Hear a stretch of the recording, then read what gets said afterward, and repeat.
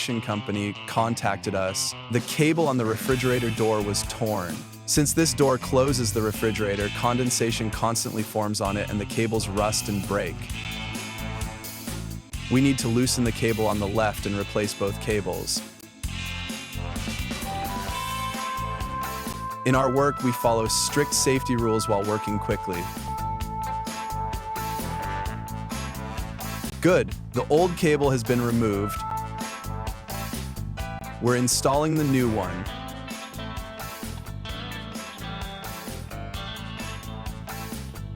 Everything is tightened.